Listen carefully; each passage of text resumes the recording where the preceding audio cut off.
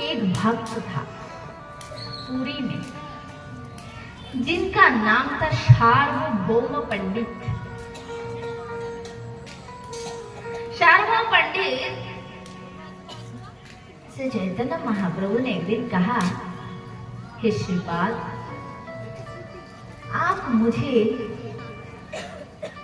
कृष्ण की और राधा की जो दिव्य प्रेम की तथा उनके कृष्ण तत्व, राधा तत्व, प्रेम तत्व, साधु साधन तत्व की व्याख्या सुनाई। तो सार्वभौम पंडित ने कहा, हे प्रभु, मैं आपका एक साधारण सेवक हूं। आपकी कृपा से मेरे अंदर जो ज्ञान है,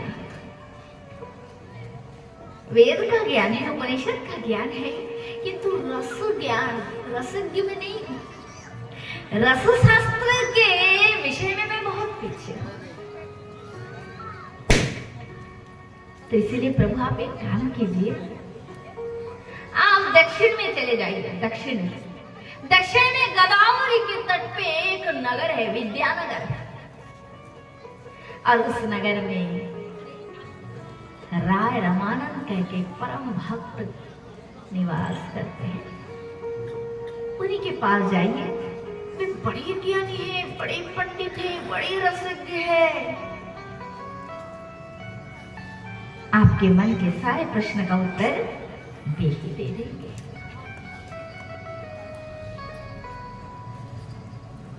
ये बात सुनकर श्री चैतन्य महाप्रभु ने कहा, बहुत अच्छा, ठीक है।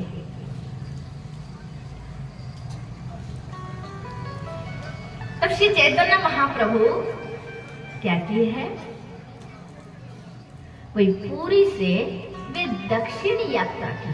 दक्षिण, और दक्षिण में गोदावरी नदी के तट पे उन्होंने देखा विद्यानगर बसे हैं। उसी नगर के पास गोदावरी बह रही है, वहां जाकर चुपचाप आसन बांध के बैठ गए।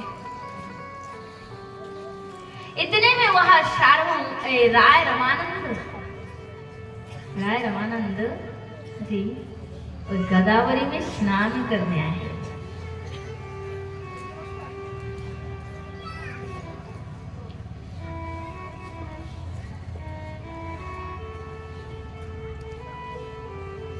स्नान करने हरि बोल कह के जय ध्वनि कर रहे हैं।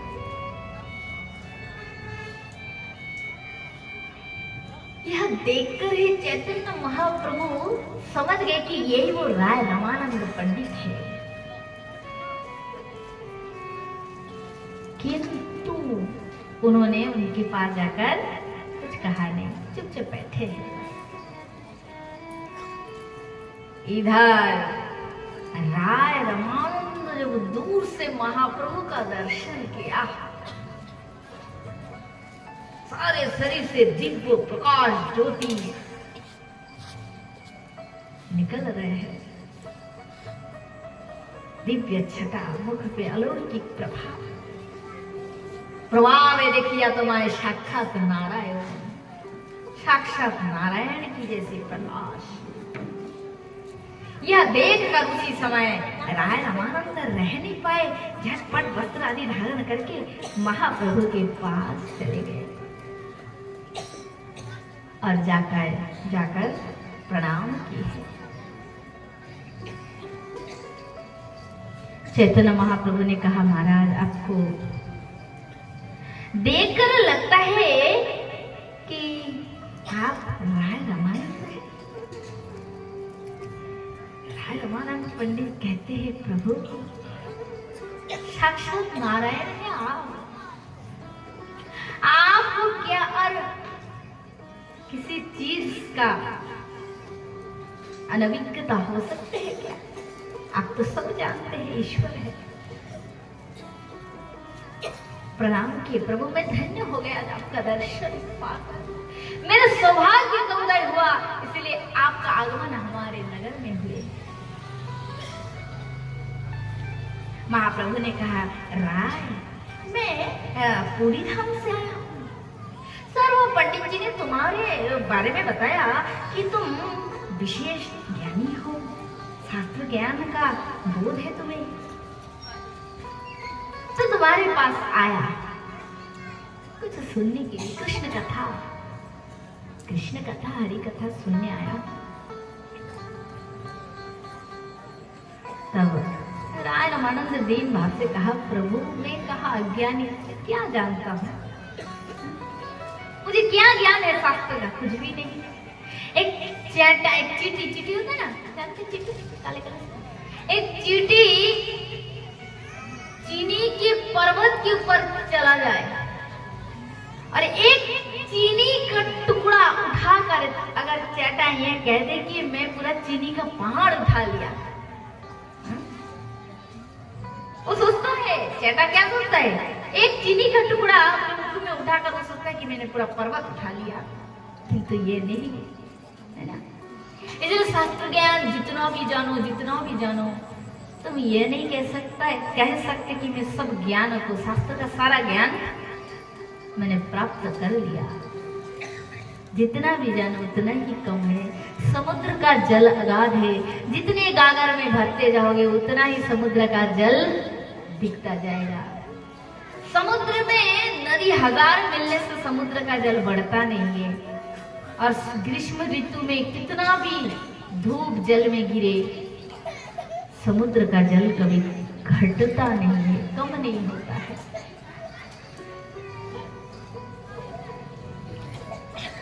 चैतन्य महाप्रभु ने कहा, राय मैं तुम्हारे मुख से साध्य साधन तत्व सुनने आया हूं। प्रभु कहे, पढ़ो श्लोक साध्य निर्णय।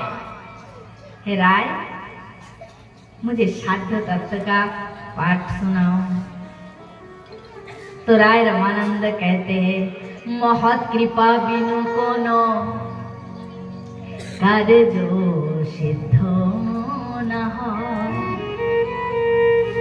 कृष्ण भक्ति दूरे रहूं, संसार न जाए खार। महत माने जिनके मोह माया नष्ट हो गया। हमारे मन में संसार के प्रति मोह माया है कि नहीं है? तो ये समझ लो कि हम अभी पेशेंट है? सब इसे कहते हैं रोगी, भव रोगी। श्री शंकराचार्य महाराज का है मुग मुद्गर, उन्होंने लिखा हुआ, आप कई पढ़े होंगे, विशेष कोई इसका ज्ञान सबको नहीं होता है, बहुत कठिन है। तो मोह मुद्गर में वे लिखते हैं कि विश्व के समस्त जीव प्रपंच से ढका हुआ है और रोग से पीड़ित है। क्या रोग? काम, क्रोध, लोभ, मद, मोह, माश्चर्य, ये 6 प्रकार की बीमारी हुई है सब जीव को। एक रोग हो जाए तो शांति से जीना मुश्किल हो जाता है, और 6 रोग पकड़ लिया तो बेचारे का हालत क्या होगा आप ही सोचो। तो प्रत्येक जीव, किसी को अभिमान है पैसे का,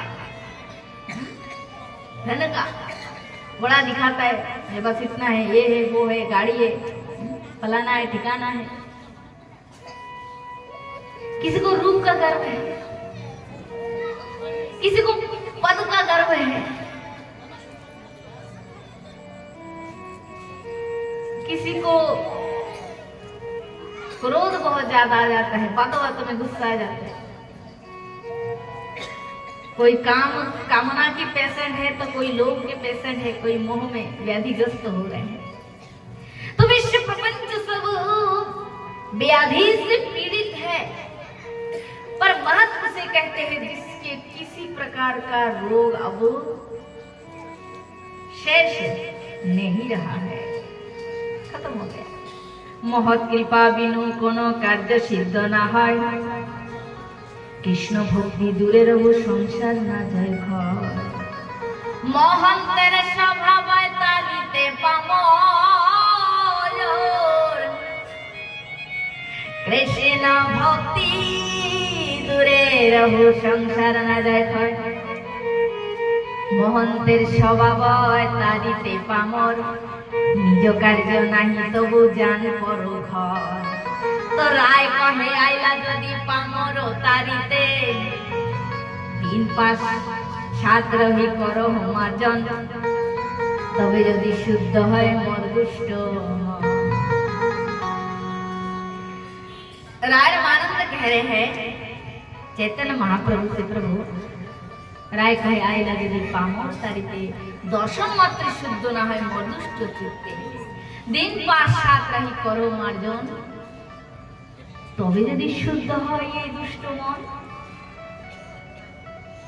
हे प्रभु आपके श्रीमुख से हरि कथा कृष्ण कथा सुनाकर मुझे पवित्र कीजिए।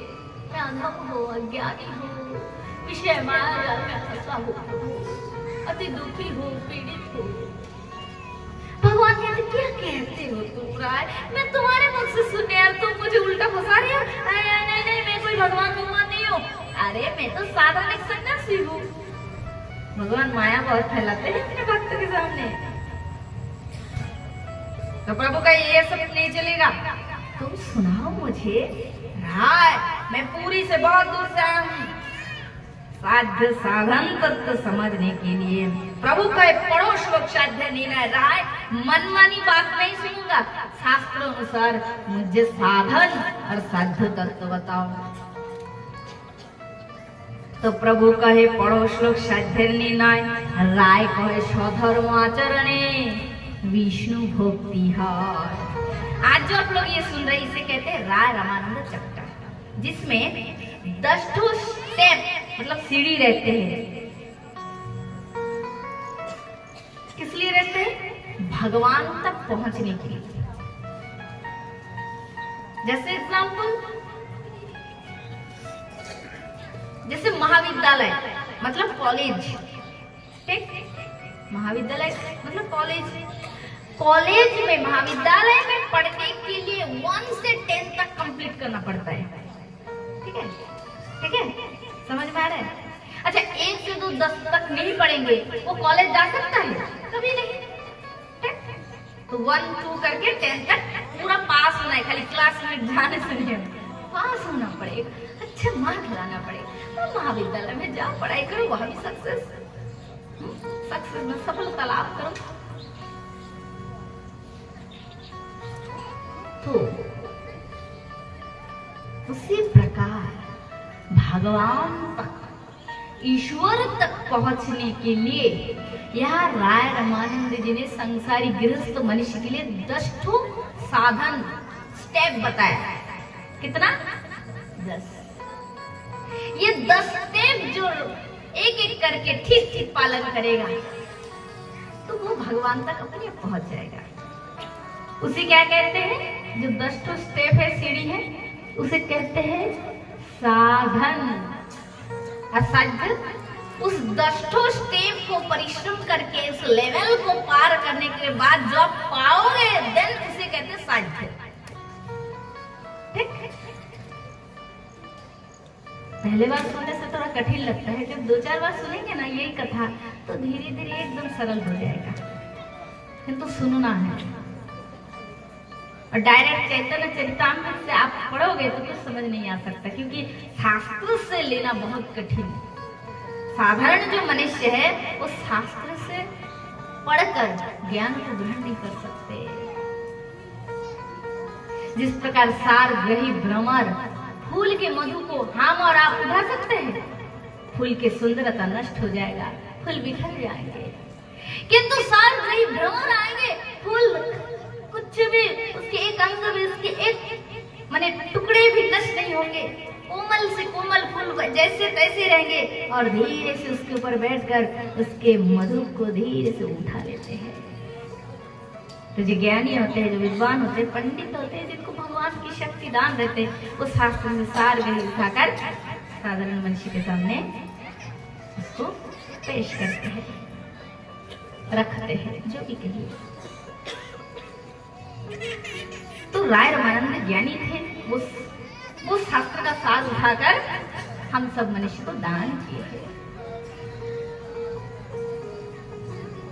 तो चैतन्य महाप्रभु ने जब कहा साध्य साधन तत्व कहो, तो राय कहती है स्वधर्म आचरण ही विष्णु भक्ति है। स्वधर्म आचरण क्या है? मत्कर्म मत्परम मद्भक्त संग वर्जिता नीरवीर सर्वभूतेषु जसमामिति पांडव। आज मैंने दीक्षा लिया, उदाहरण, आज आपके मन में विचार हुई कि मैं दीक्षा ले लूंगा। दीक्षा लिए, कल से माला वाला जप करने लगे और कृष्ण भक्त हो गए। कृष्ण का कौन सी संबंध बनाएंगे आप? क्या बनाएंगे? डायरेक्ट कोई स्कूल का यूनिफॉर्म कपड़ा पहना और डायरेक्ट है मैं मैट्रिक में बैठ जाऊंगा। 1-2 में बैठना नहीं है, क्या रखा है? सभी क्लास में एक ही मिट्टी पर है, समान है, डायरेक्ट मैट्रिक में बैठ जाऊंगा। आह करके बैठा रहेगा, टीचर क्या पढ़ा रहे, क्या लिख रहे, कुछ समझ में नहीं आ सकता। तो डायरेक्ट दीक्षा लेकर हम सोचते हैं मैं भी गोपी हूँ कृष्ण की, मैं ही गोपाल का जशोदा मैया हूँ। और फिर बीमार हुई, फिर कुछ परेशानी हुई घर में, ओ ठाकुर तुमने यही किया, मेरे नाती को नहीं देखा, मेरे नाती को ले गए। आज से भगवान का नाम ही नहीं लूंगा, लो तुम्हारा जप का माला तुम ही रखो। हो गई भक्ति। बोले राधे, जोर से कहना पड़ेगा। तो इसीलिए भगवान में बुद्धि, भगवान जानते हैं कि लोग यही करेंगे, डायरेक्ट मैट्रिक में बिठाएंगे तो दूसरे दिन से माँ के पास आके कहेंगे स्कूल ही नहीं जाऊंगा। क्या पढ़ाते हैं मास्टर? समझ में ही नहीं आता कुछ। अरे मास्टर की गलती नहीं है, तू अभी तक 1 में ही नहीं बैठा। अभ्यास कर अक्षर का ABC।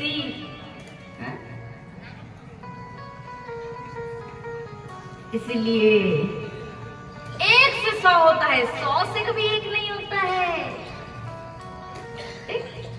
इसलिए पहले जब आप संसारी, कलयुग में ब्रह्मचारी सन्यासी कम है, 99% कलयुग में गृहस्थी लोग है। तो पहले आपका धर्म है स्वधर्म आचरण। स्वधर्म माने जिसका जो कर्म हो, कोई डॉक्टर है तो उसका कर्म करे, कोई इंजीनियर है उसका कर्म करे, आप हाउस वाइफ हो तो आप भोजन बनाओ, बच्चे को खिलाओ, पति की सेवा करो, सास ससुर की सेवा करो, जो आपकी ड्यूटी पर डे का है वो आपका कर्म है। इसे कहते हैं स्वधर्म। अपने अपने धर्म का पालन करना, इसे कहते हैं स्वधर्म। बस सिंपल डेफिनेशन, पालन करें। तो जैसे राय रमानंद इस प्रस्ताव को महाप्रभु के सामने रखे तो महाप्रभु कहते प्रभु कही ये तो है ही राय, आगे कहो, ये तो है ही, इसके आगे कहो जो मुझे सुनना है, सुनने के लिए आया हूं मैं इतने दूर से, उस राधा तत्व को मैं जानना चाहता हूँ। परंतु मुझे मंदिर में भगवान का दर्शन करना है, मैं व्याकुल हो रहा हूँ, मुझे कृष्ण डायरेक्ट दिखना है, पर 10 गेट है, पुजारी 10 ताला तो खोलेंगे, मुझे कितना भी बेचैनी हो, 10 ताला खुल गई तो भगवान का बाद में दर्शन होगा। क्योंकि 10 गेट के बाद ही भगवान के स्वरूप, मंदिर में भगवान का स्वरूप विराजित है।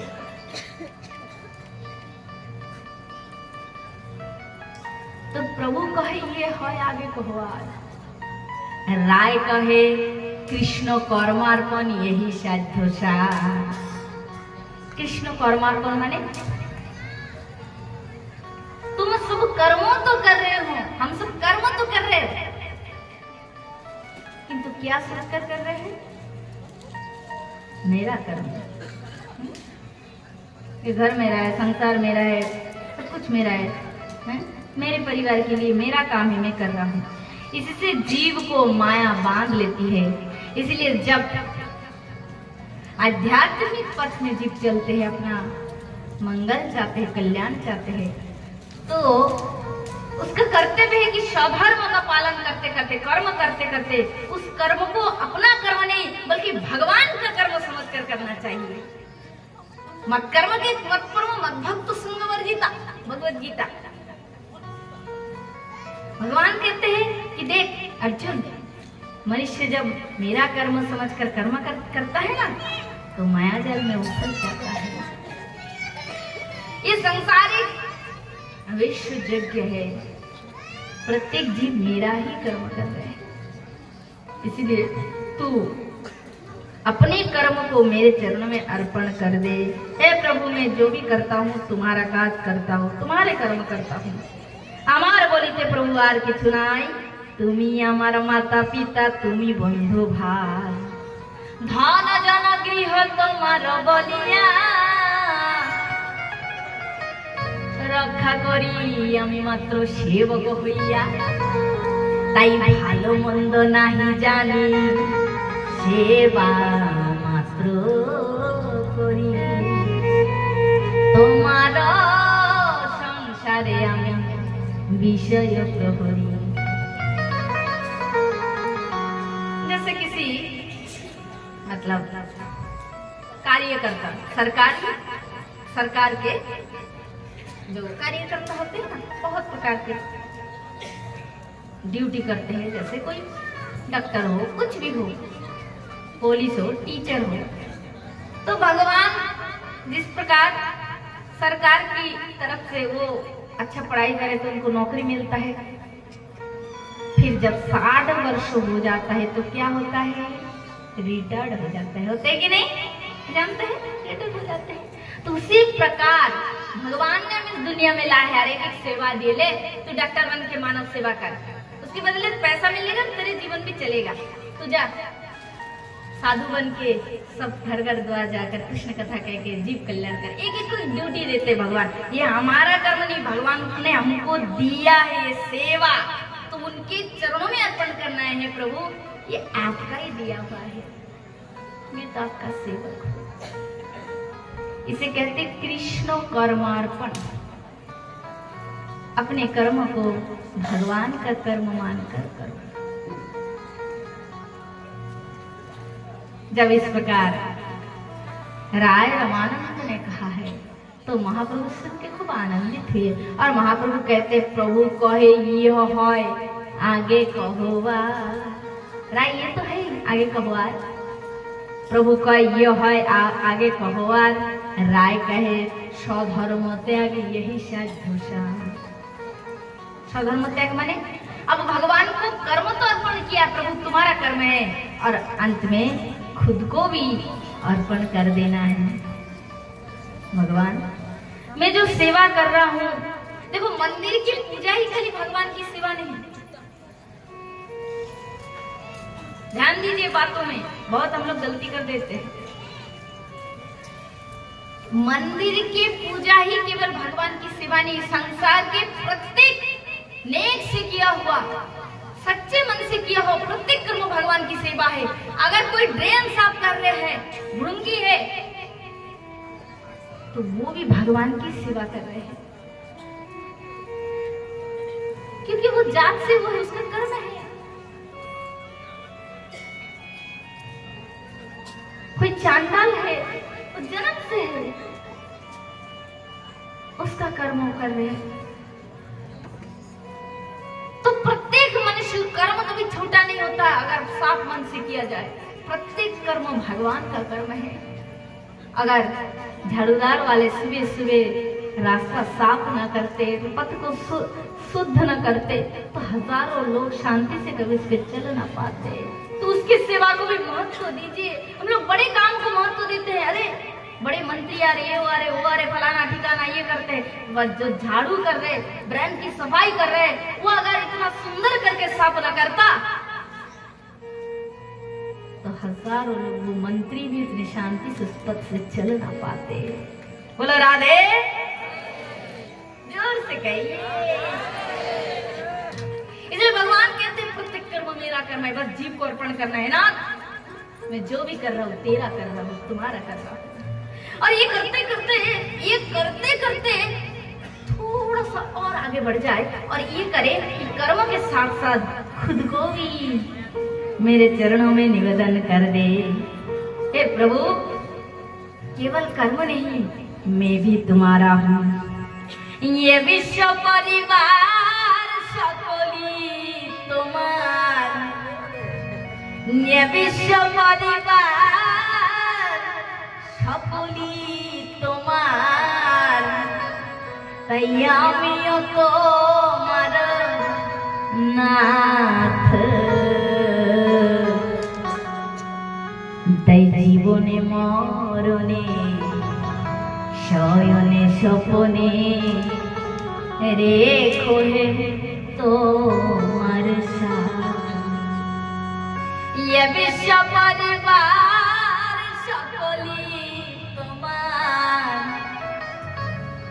ये विश्व परिवार সকলি তোমার, আর আমিও তোমার নাথ। জীবনে মরণে শয়নে স্বপনে রেখো হে তোমার সাথ। জীবনে মরণে শয়নে স্বপনে রেখো হে তোমার সাথ।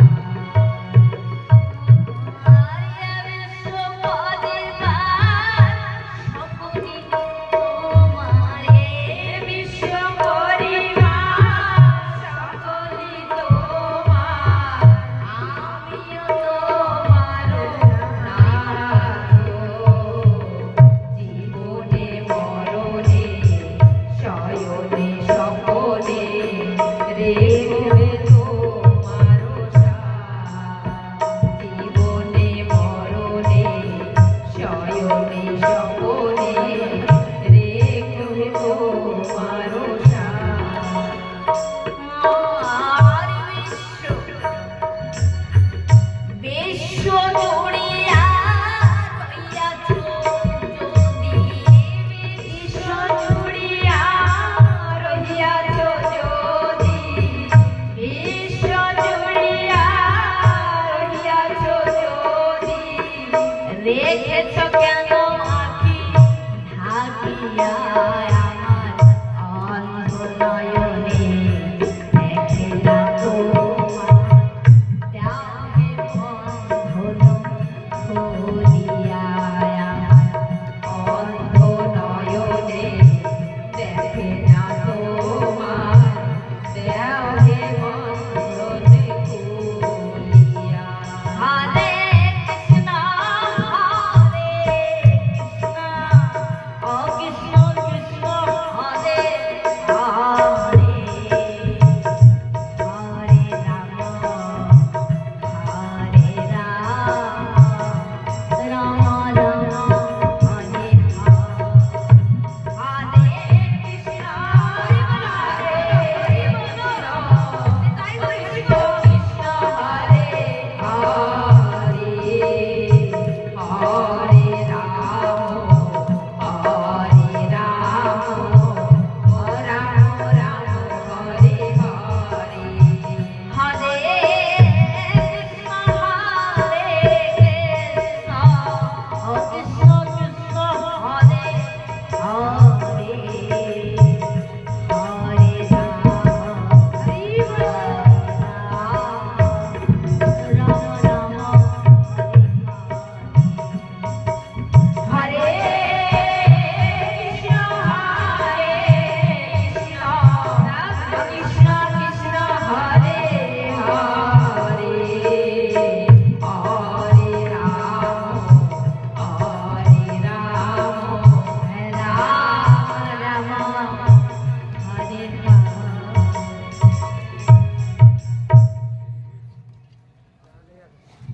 तो तीसरे हम लोग अभी कौन सी सीढ़ी में है?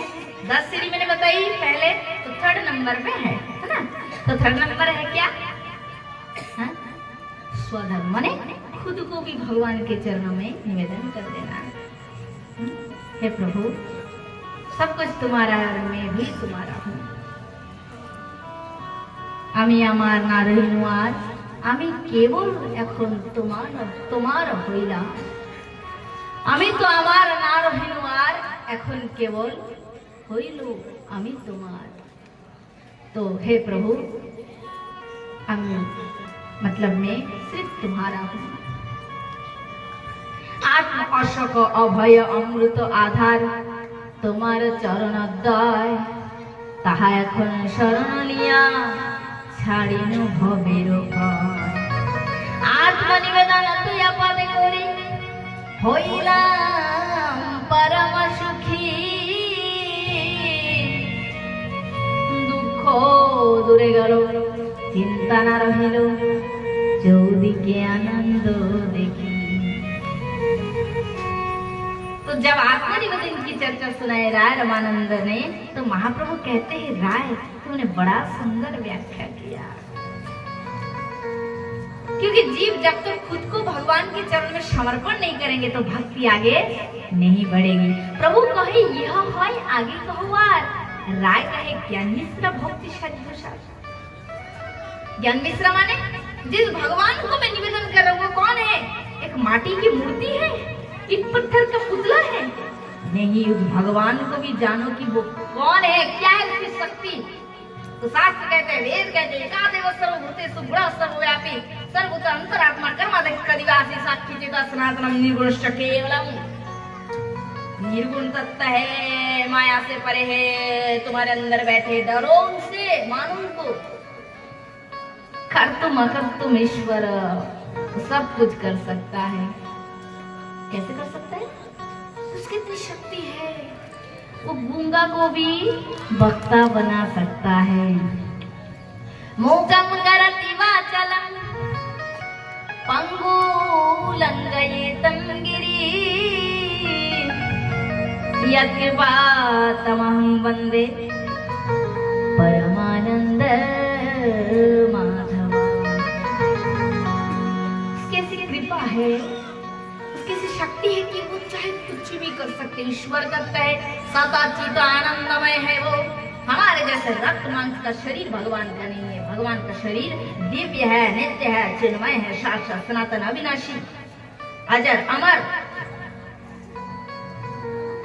चैतन्य विग्रह है। वो सब में है, आप में है, मुझ में है, दुनिया के कण कण में है, दुनिया से बाहर है, सब जगह है, उसके अंदर ही सब बसे है। रोम रोम पति लागे कोटि ब्रह्मांड। इसे कहते हैं ज्ञान। ज्ञान बिना भक्ति कभी आगे नहीं बढ़ती है। इसलिए ज्ञान का भीत हो, भक्ति की दीवार हो, और उसमें प्रेम का जब छद लगता है तो वो घर भगवान के लिए आरामदायक हो जाता है। और ये घर कहाँ बसता है? इस घर का निर्माण कहाँ होता है? भक्त की हृदय में, हृदय मंदिर में। हृदय में एक मंदिर बनाना है जिसका भीट होगा ज्ञान, दीवारें होंगे भक्ति की, और उसकी मुकुटमणि होंगे प्रेम की, और उस मंदिर में मुरली वाला बैठकर आनंद से विराजमान करेंगे। तो श्री राय रामानंद ने बहुत सुंदर व्याख्या दी है। किसकी? ज्ञान की। यह सुनकर चैतन्य महाप्रभु आनंदित हुए और महाप्रभु ने कहा, प्रभु कहे यह है। राय तुमने बड़ा सुंदर व्याख्या दिए। प्रभु कहे यह है, आगे कहो आर। राय कहे ज्ञान शून्य भक्ति साधुषा। किंतु परंतु आ गए यहाँ पर। कैसे?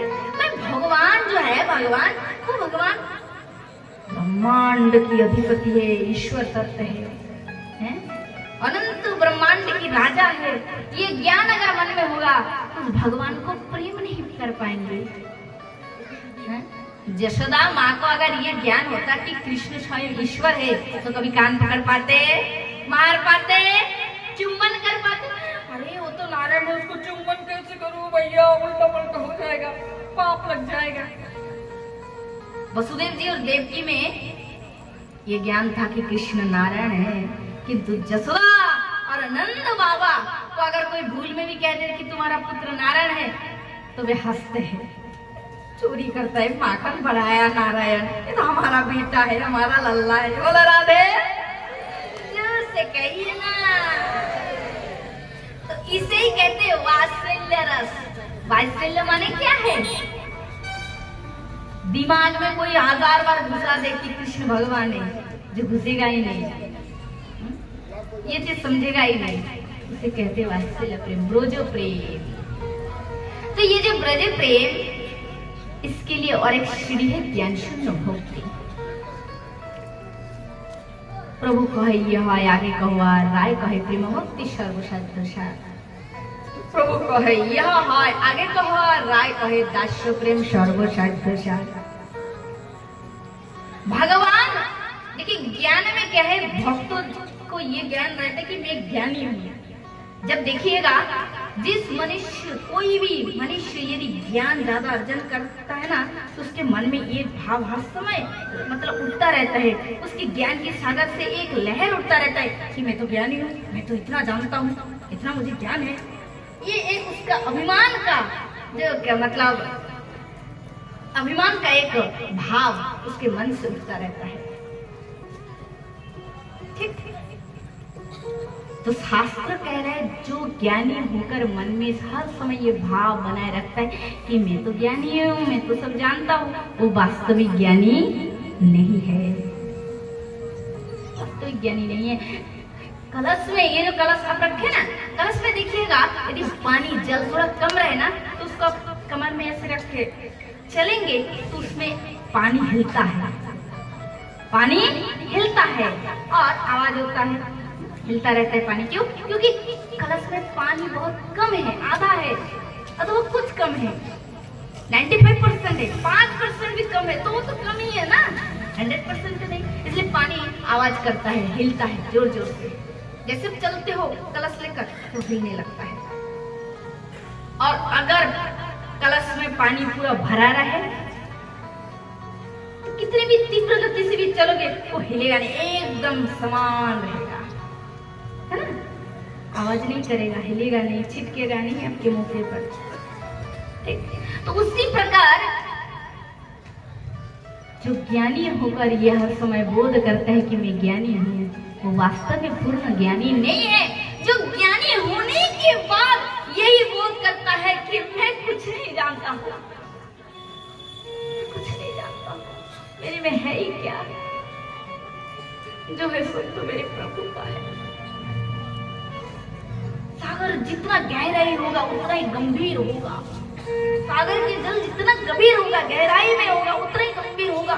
ज्ञानी जितने अगाध होंगे उसमें उतनी गंभीरता, धीरता, स्थिरता, नम्रता, विनम्रता आएंगे।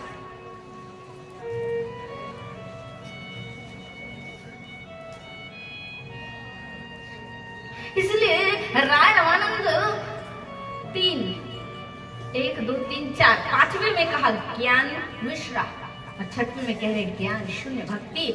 ज्ञान मिश्रा में भी ये बोध रहता है कि मैं ज्ञानी हूँ, इसलिए भक्ति पूर्ण नहीं हो पाती है। इसलिए ज्ञान मिश्रा के बाद और एक सीढ़ी आ जाती है, उसका नाम ज्ञान शून्य भक्ति। अर्थात पूर्ण ज्ञान होने के बाद ये ज्ञान ना रहे कि मैं ज्ञानी हूँ, ज्ञानी हूँ, भूल जाता है मैं ज्ञानी हूँ, अति दैन्य विनम्रता मन में आ जाता है। प्रभु ये चैप्टर सुन के तो प्रभु के मन में भारी आनंद आ गया। चैतन्य महाप्रभु कहते राय क्या तुमने व्याख्या दी है, वाह वाह राय, किंतु यही तक तो खत्म नहीं है, समाप्त नहीं है। अतः प्रभु कहे यह है आगे कहो आज, राय कहे प्रेम भक्ति श्रद्धा। ज्ञानी जब परिपूर्ण ज्ञान को धारण करके नम्र हो जाता है तो उसके हृदय में भक्ति की उदय हो जाती है। विनम्रता मनुष्य के जीवन में आ जाए तो डेफिनेटली वो भक्ति की अधिकारी हो जाती है। भक्ति और प्रेम जब आता है तो खुद को भगवान का दास मान के जीव स्वीकार करते हैं। नारायण अखिल गुरु भगवान नमस्ते, नारायण अखिल भगवान नमस्ते। तुमी तो परम देवा नाही मोरे उपेक्षिबा, शुनो शुनो प्राणेर ईश्वर। यदि हई अपराधी तथापि हो तुमी गति, सेवा दिए करो अनुचर। आरे तुमी तो दयार सिंधु, अधम जनार बंधु, शुनो शुनो प्राणेर ईश्वर। आरे यदि करी अपराध तथापि हो तुमी ना, सेवा दिए करो निज अनुचर। हे कृष्ण करुणा सिंधु दीन बंधु, जगतपते गोपेश गोपिका कांत, राधा कांत नमस्ते। तो ज्ञान जब परिपूर्ण हो जाता है तो भक्त के मन में विनम्रता आते हैं और विनम्र से भक्ति होती है और भक्ति के बाद भक्त तो खुद को कहता है तुम मेरे प्रभु और मैं तुम्हारा दास हूँ। इसे कहते हैं दास्य रस। दास्य रस उदाहरण भी है हनुमान महाराज। हनुमान जी खुद को क्या कहते हैं? क्या कहते हैं? मैं श्री राम का दास सेवक। तो नमस्ते मारती राक्षस अंतकार। दशरथ के भक्त है श्री भरत जी महाराज। भरत तो ये सब दशरथ के भक्त है। जैसे उदाहरण देते हैं कि एक बार भगवान श्री राम ने क्या किया? हनुमान से कहा हनुमान एक काम करो। बोले क्या करूं? बोले तुम सब वानर को इकट्ठा बुलाओ, मैं समुद्र में सेतु बंधन कराना चाहता हूं। ठीक है। हनुमान जी गए, सारे वानरों को बुलाए, इधर आओ सब आओ, प्रभु जी बुला रहे, चलो चलो चलो। सब आ गए। तो उसी समय क्या हुआ? सारे बंदर इकट्ठे हुए और भगवान श्री राम के आज्ञा से पत्थर ले लेकर समुद्र में डाल रहे हैं। और जैसे डाल रहे सारे भासमान हो रहे हैं, जल पे भास रहे हैं। हनुमान जी क्या करे? बड़े बड़े पर्वतों को ले रहे, उठा रहे और समुद्र में डालते जा रहे हैं। इतने में क्या हुआ कि नेवला आ गया। छुट्टे पत्थर के टुकड़े से उठा समुद्र में डाल रहा, समुद्र में डाल रहा। हनुमान जी पहाड़ लेके जा रहे, सामने नेवला हट जा। क्या कर रहा है? छोटा टुकड़ा ले रहा है और कोई सामने सामने आ रहा है। नेवला दुखी हो गए, आंखों में आंसू आ गया। भगवान ने मुझे छोटा बनाया, मेरा क्या दोष है? दुखी होकर राम जी बैठे थे पत्थर के ऊपर आनंद से। राम जी के पास गए। भगवान ने कहा क्या हुआ? ने बोले महाराज क्यों रो रहे हो, दुखी क्यों हो रहे हो? बोले प्रभु हनुमान जी ने मुझे डांट दिया। बोले हाय हाय, हनुमान मेरा सेवक है, तो बड़ा भक्त है, उदार है, वो क्यों डांटेगा?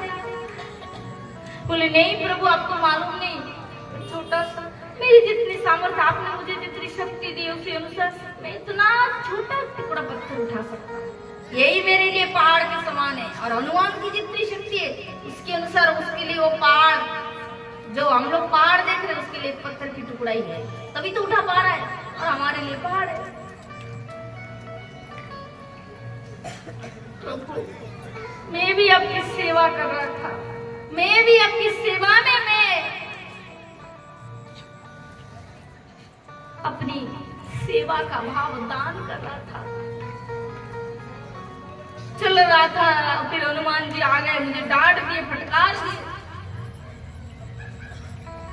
भगवान श्री राम ने हनुमान जी को बुलाया और कहा हनुमान ये तुमने सही नहीं किया। तुम्हारी शक्ति के अनुसार वो जो पर्वत है वही तुम्हारे लिए एक पत्थर के टुकड़ा जो है, हमारे लिए पहाड़ है, तुम्हारे लिए पत्थर के टुकड़े के समान है। और ये नेवला जो पत्थर के टुकड़ा उठा रहा है उसके लिए पहाड़ के समान है, क्योंकि वो अपनी सारी शक्ति उसमें लगा रहे हैं। तुम्हारा जैसे पूर्ण मन से दिया हुआ सेवा मेरे लिए है, उसका भी उसी प्रकार पूर्ण मन से दिया हुआ सेवा मेरे लिए है, अतः मैं दोनों का ही स्वीकार करता हूँ। इसलिए तुम उसे इस प्रकार उसकी सेवा का भर्त्सना मत करो। हनुमान जी ने जब समझा, बोले ठीक ठीक प्रभु आपने सही कहा, उससे अपराध हो गया है। सेवक जो होते हैं सेवक ही होते हैं, स्वामी के अपराध करना सेवक का धर्म नहीं है। तो दास्य रस का उदाहरण सुंदर भाव से दी है राय रामानंद ने। चैतन्य महाप्रभु ने कहा राय सुंदर है दास्य भक्ति। प्रभु कहे यह है, आगे कहो आर। राय कहे साक्ष्य प्रेम सर्वसाध्य सार। सखा प्रेम माने श्रीराम सुदाम मधुमंगल जो कृष्ण की सखा है, कृष्ण की जो बंधु है, बंधु भाव है ना, उसे कहते हैं सखा प्रेम, साक्ष्य भाव। ठीक है।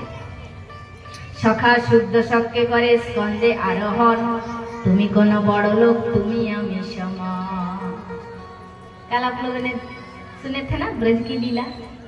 तो श्रीराम सुदाम सखाओं के संग कृष्ण खेलते हैं वन में, गाय चराने के लिए जाते हैं, वन में खेलते हैं।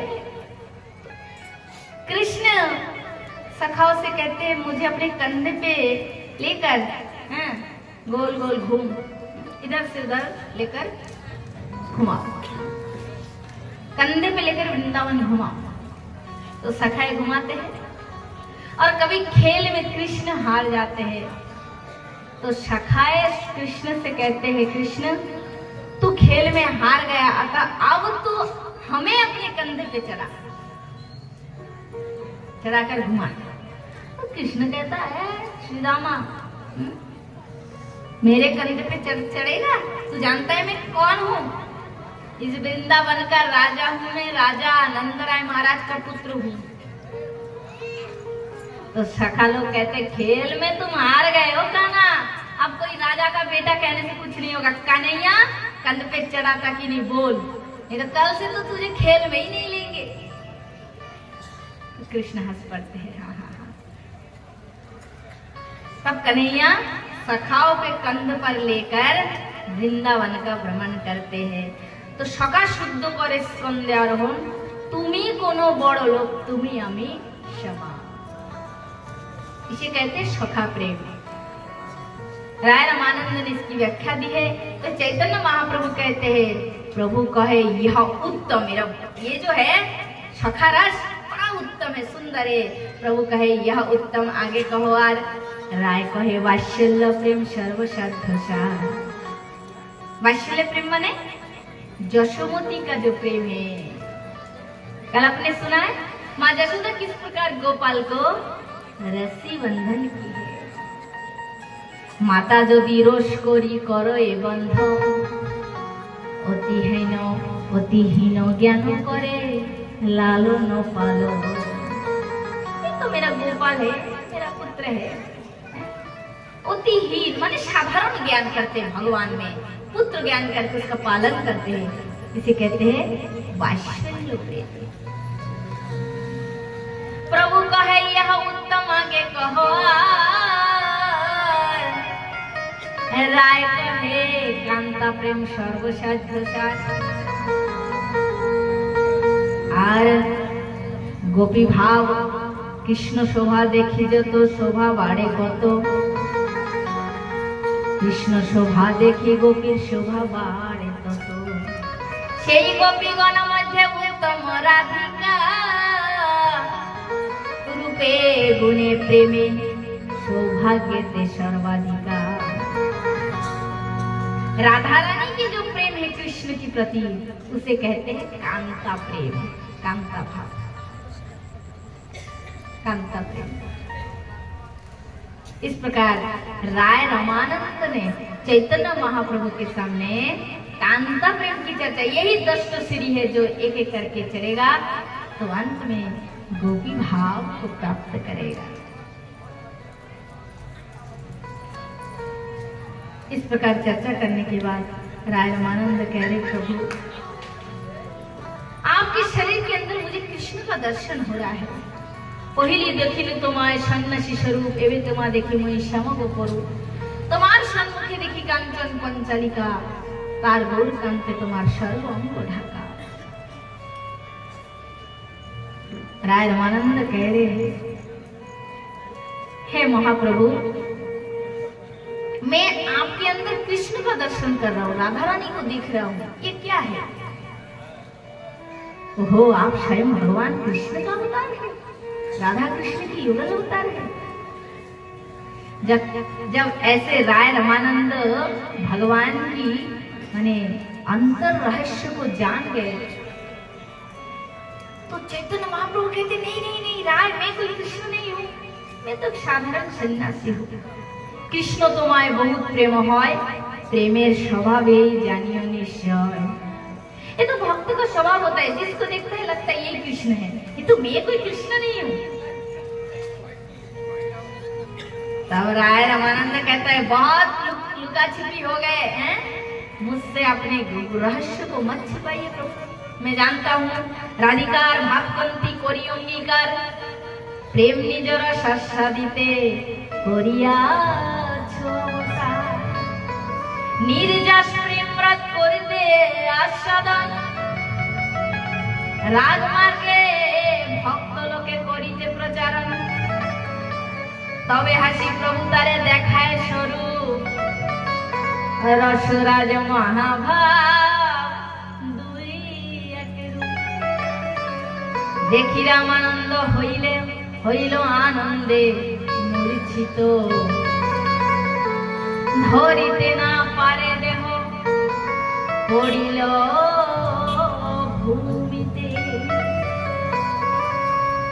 राय रामानंद कहते हैं महाप्रभु से, प्रभु मैं सब जानता हूँ कि कलिकाल में आप ही जीव पर कल्याण करने के लिए, जीव के मंगल के लिए हे कृष्ण हे राधे आप ही गौरांग के रूप में उतार लिए। हरिनाम कृष्ण नाम प्रचार के लिए कलयुग में आपका अवतार हुआ गौरांग के रूप में। आप ही स्वयं कृष्ण है, राधा कृष्ण की मिलित अवतार है। जब सारी बात राय रामानंद ने कह दिया तो महाप्रभु हंस पड़े। माने किसी की चोरी अगर पकड़ में आ जाए तो वो क्या करते, हंस पड़ता है। महाप्रभु हंस पड़े। देख तबे हासी प्रभु तारे देखा है शुरू। महाप्रभु तब हंसते कहा तुम्हारा कहना सत्य है, देखो मैं ही वही कृष्ण हूँ, मैं ही राधा हूँ। तत्काल अपने शरीर में दिव्य राधा कृष्ण प्रकट हो गए। बोलो वृंदावन बिहारी लाल की जय, जय जय श्री राधेश्याम। देख कर ही साक्षात दर्शन करते ही उसी जगह से ठोकर गिर पड़े।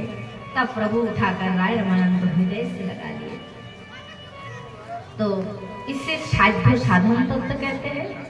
ज्यादातर एक बार सुनने से विशेष समझ में नहीं आता है, बार बार थोड़ा सुनने से, और जिन लोग पहले भी सुन चुके उनको फिर एक बार में समझ आता है। आइए भजन करते हैं, इसके बाद हम लोग आगे की कथा